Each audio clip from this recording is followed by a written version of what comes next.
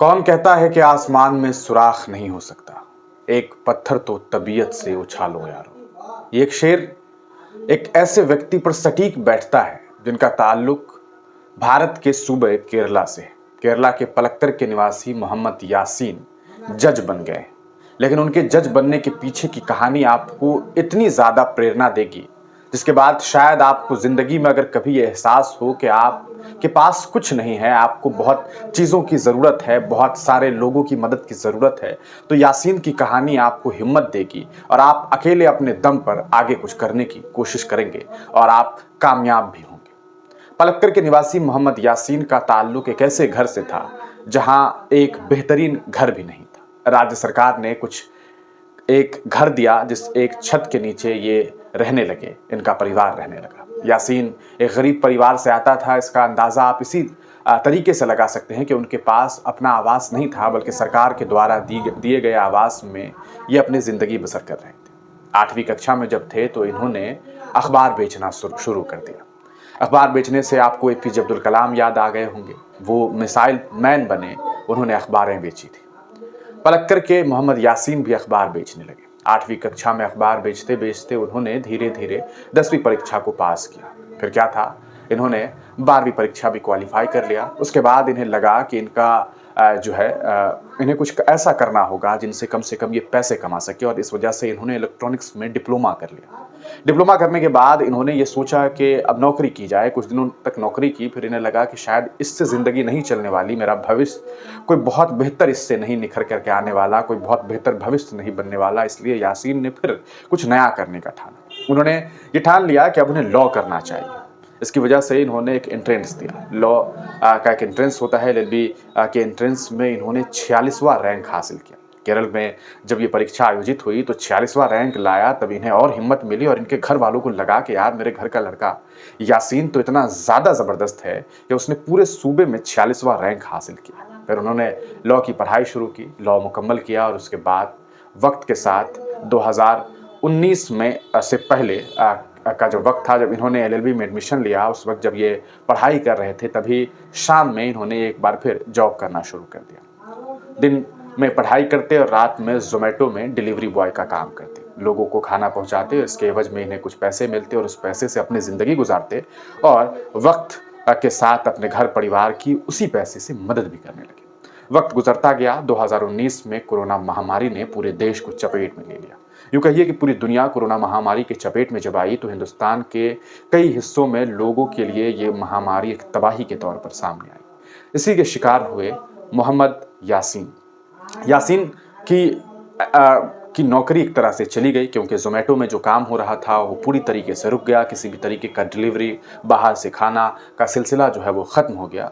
फिर इसके बाद इन्होंने ठाना कुछ और करने का। इन्होंने केरल में जुडिशियल सर्विस परीक्षा होती है, उस परीक्षा की तैयारी शुरू कर दी। परीक्षा की तैयारी शुरू करने के बाद इन्होंने जम करके पढ़ाई की और आपको बताएं बेहद खुशी के साथ कि आज मोहम्मद यासीन जज बन गए।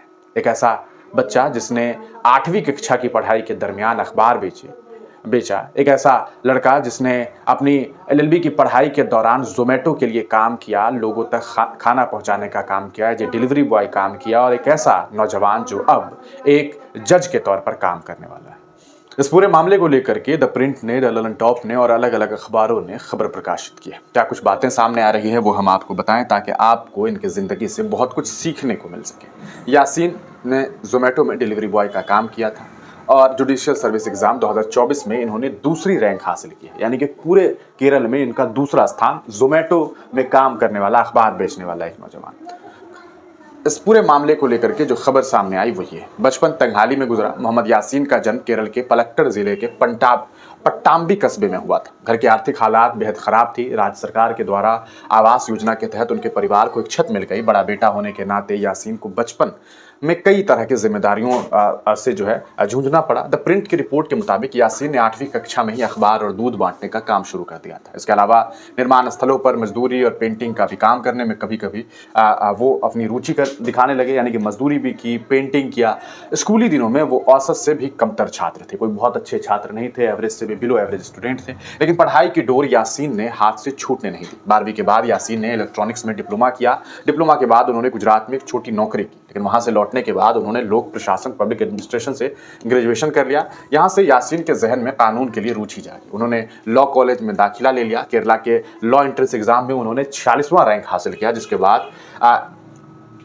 उसके बाद इन्होंने अनारकुलम के एक माने हुए सरकारी लॉ कॉलेज में दाखिला मिल गई इन्हें, क्योंकि 46वां रैंक था। डिलीवरी बॉय से जज बनने का पड़ाव फिर ऐसे शुरू हुआ कि यासीन ने पढ़ाई के साथ साथ जोमेटो के लिए डिलीवरी बॉय का काम भी शुरू कर दिया। दिन में कॉलेज की पढ़ाई और रात में ऑर्डर डिलीवरी का सिलसिला दोनों साथ साथ चलते रहे। कोविड-19 महामारी के दौरान जब जोमेटो का काम बंद हो गया तो उन्होंने बच्चों को ट्यूशन पढ़ाना शुरू कर दिया। साल 2022 में यासीन ने अपना LLB पूरा किया। पढ़ाई के बाद उन्होंने बतौर वकील पट्टानबी मुंसिफ मजिस्ट्रेट कोर्ट में एक जूनियर वकील के रूप में काम भी शुरू कर दिया। यहाँ के एक एडवोकेट थे शाहुल हमीद, उनके अंडर ये काम कर रहे थे। लाइव लॉ की रिपोर्ट के मुताबिक एडवोकेट शाहुल हमीद ने न केवल उन्हें प्रैक्टिकल ट्रेनिंग दी बल्कि अदालत में केस लड़ने का मौका भी दिया। यासीन को याद है कि एक 2 करोड़ की प्रॉपर्टी डिस्प्यूट में उन्होंने जज के सामने बहस की थी और केस भी जीता। साल 2023 में यासीन ने केरल न्यायिक सेवा परीक्षा देने का फैसला किया। पहली कोशिश में उन्होंने 58 रैंक हासिल की, मगर मेंस एग्जाम पास नहीं कर पाए थे। अपने अगले प्रयास में उन्होंने इस परीक्षा में दूसरी रैंक हासिल की। लाइव लॉ में छपे इंटरव्यू में यासीन ने इस बारे में कहा, शायद मुझे कुछ विशेष अधिकार मिले जिनकी वजह से मैं न्यायिक सेवा में आ सका और अपनी हालात सुधार पाए। हमारे पुरुष प्रधान समाज में पुरुष होना एक बड़ी सहूलियत है। अगर मैं इन्हीं हालात में पैदा हुई एक लड़की होता तो शायद समाज मुझे इतनी आसानी से इन मुश्किलों को पार करने का मौका नहीं देता। 29 साल के यासीन अब लॉ में प्रास्नातक की पढ़ाई करना चाहते हैं। वे सिस्टम का हिस्सा बनकर काम करना चाहते हैं। ये कहानी है केरल के यासीन की, जिन्होंने शानदार कामयाबी हासिल की। इस कामयाबी को आपको दूसरों तक पहुंचाना चाहिए। आपकी ये जिम्मेदारी बनती है कि आप इसे दूसरों तक पहुंचाएं ताकि लोग मोटिवेट हो सके और यासीन की ज़िंदगी से सीख हासिल करके अपनी ज़िंदगी में बहुत कुछ बेहतर कर सके। आप तमाम लोगों का वीडियो देखने के लिए बहुत बहुत शुक्रिया।